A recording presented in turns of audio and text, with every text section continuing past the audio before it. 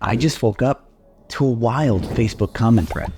Okay, that's better. Let's go. Check out these comments in this thread that I found when I woke up this morning. It is safe to say that the biggest threat to the Airbnb industry is the housekeeping staff. Sure, hot take. I know housekeepers are largely the backbone of how we deliver our operations. Housekeepers are not only critical in turnovers, but they are needed for inventory control, property upkeep, logistical issues when guests are checking out late. They see more than a host can see. So yes, they are valuable, but this can go too far. Homeowners, co-hosts, Airbnb hosts, the like are not in control of their company culture when it comes to housekeeping because their housekeepers are not theirs. Many of you are business owners and you've learned this one the hard way. So put it down in the comments. Tell me your story about when you learned how important company culture was. The risk here for all of you who may be new to this idea is if you do not control not only what they make, but also what they think about the work that they do, how they learned it, how they complete the work, and all those little details inside, they will think that they have control over you. This is another thing I know you business owners have gone through, being held hostage by your staff. You didn't hire enough people, you don't have enough applicants, you have a bad employee, and now that bad employee is running amok inside your business because there's no one else to do the work. Have you ever been in that situation before? When we read these comments, you may not think it's as dramatic as I'm saying it is. People are saying my work is valuable. Why don't you try scrubbing the floor sometimes? Things like that. But every single person who is yelling at this stranger is having those same thoughts in relationship to the person that they service, the homes that they clean. If that person that they clean for said the same thing that this poster said, they would have the same thoughts. In my company, everyone's a housekeeper first. And it's really easy for me to sell that because all I have to do is have somebody go back 5 years on this YouTube channel and they'll see me scrubbing my own toilets. Everyone who ever comes and works in my organization sees that I've cleaned my own toilets before. And everyone who ever comes into management has to clean toilets as part of their training. It's just the way our company works. It's our company culture. Everyone's a housekeeper. What this has is an effect where the people who do the housekeeping feel seen, heard, part of the group. The issue today is that hotels have a controlled cleaning cost. They silently roll it into the nightly rate. One housekeeper at a hotel can clean a dozen hotel rooms in a day. They also have the systems. They've got gigantic washers and dryers and they're very small units, so they can do the volume. Our Airbnbs are triple in size, if not more, especially if you have a house. Cleaning is going to be more expensive. We've got residential washers and dryers, also less efficient. So we're working at a disadvantage already, but we try to break that disadvantage by offering something that hotels can't offer, which is more square footage, a full kitchen, private amenities like a pool or a hot tub, stuff like that.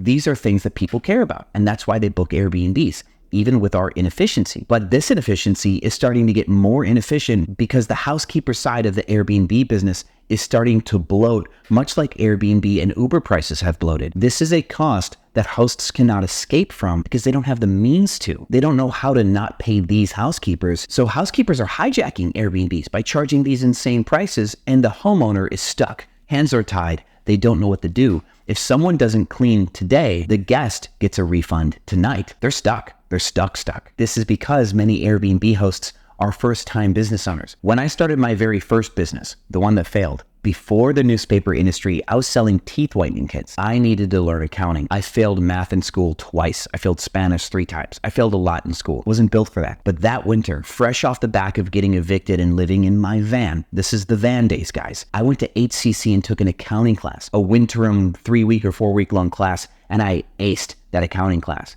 because I finally realized why I needed to know it. Trying to run a business and not knowing how to do inventory control or numbers was killing me. So I learned the hard way, and then I learned academically. A lot of you hosts are learning the hard way, and now you have to learn academically what it means to control your vendors, what it means to control the cost of your suppliers.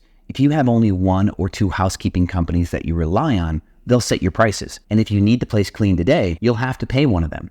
They know that they have the control in this relationship. What you need to do is find another housekeeping company that'll do it for cheaper. You can create a bidding war where you have 3 or 4 companies that will bid for your work until you do what I do, which is really tough. What I do is I run a hiring campaign and I find people at Jack in the Box or Kroger, teach them how to clean a position they've never held before, give them all of the supplies and the training that they need to do the job, and then they'll work with us for an hourly price that we set that's better than they've ever made before. So it's good for them and it's good for us. You may never be able to get a housekeeper for $12 an hour ever again. I'm not sure if I'm going to try hiring for 12 unless we're in the boonies somewhere middle of nowhere, maybe third world country, something like that. But right now we're paying $16 or $17 an hour for housekeepers, and they are showing up to interviews and they are showing up to work. for 17. You guys can get down there one day. Even if you get down to $25 per hour, that's going to be a huge advantage for you. And maybe I'm assuming too much, so stop me here if I'm wrong, but a lot of you aren't paying by the hour because you don't know how many hours it takes to clean the home, and you're afraid of accidentally paying more money at the end because you paid per hour. This is a valid fear. That's okay. You can be afraid of that. But what you need to do is you need to clean your own place a couple of times. Or if you're remote, you can hire a third-party person to ride along with the housekeepers and document how long it took them to clean. You cannot let the housekeeping company know that that person is tracking their time. You can say, we're auditing all of our housekeeping staff at all of our properties. This is just a survey to see how fast, how efficient, how well you can get the job done. We want to know that you're doing a great job. So that company will clean a little faster. Where they might take their sweet time normally, they will be more efficient because they want to show you they can do the job right. But here's the thing that you may also have not considered if you're paying housekeepers per job. They rush the work already. They get paid the same $150 if it takes them 4 hours or if it takes them 2.5 hours. I promise you, they're rushing their work. If you think about that scenario, switching to an hourly method of payment allows you to pay somebody an extra $3, $5, or $10 to stop and be careful, to change the air filters. And Robert, one of my largest students, has a tip for you on this. Anytime that the HVAC is getting interacted with, changing the air filter or changing the vents, cleaning the grates, whatever, they need to wear an N95 mask. They could a year later claim that they have respiratory issues because they cleaned the air ducts and there was mold in there or something like that. So they need respiratory gear when dealing with the HVAC. Just tip for you there. Robert, if you're wondering, has over 150 properties now, most of them houses, a lot of arbitrage and co-hosting. To digress, that third-party person or yourself can find out how many hours it takes to clean on average, and then you can calculate that number times the number of people in the home, 2 or 3 people cleaning a house, times the number of hours that elapsed. So 3 people times 3 hours is 9 hours of labor. Now multiply that by the hourly rate that you could pay. Now, if you're paying $30 an hour, that's $270. You're likely paying $350 to $450 for that same 9 hours of labor. I'd almost bet that in that case, you're paying over $400 if there's 9 hours of labor going into that job. On the smaller side with 1-bedroom apartments, you might find that they get the job done in 40 minutes and they're charging you $65. That happens all the time. At that point, you could go, wow, if I paid $30 an hour, they could take 2 hours to clean every single time and I'd still pay only $60. You can have confidence in paying by the hour. You absolutely can. And you can still pay well by the hour for now. And at the moment that you become a tenacious business owner, you can start paying a little bit less to become more efficient. This is one of the very few areas, guys,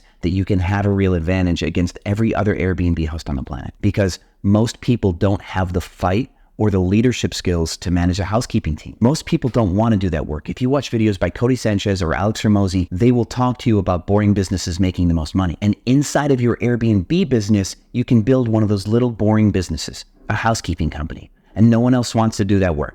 No one else does. You can balance it. You can be fancy on the outside for your guest, big luxury property, and lean on the inside. And that's how you will survive any recession, any downturn in the market ever, because you can control effective, positive, motivated housekeepers even at a lower hourly rate. That is leadership. If you have more than one Airbnb property and you want to learn to pay by the hour and hire direct for your housekeeping staff, send me a DM on Instagram at Airbnb Automated or tag me in my private Facebook group, The Hosts of Airbnb Automated, and we can talk about that. Here is another video to watch on why your housekeeping fee is too high. Even if you cannot control your housekeeping fee cost, you might be doing your housekeeping fees wrong. Watch this video next. Thank you so much for watching this video, and as always, I'll see you on the other side.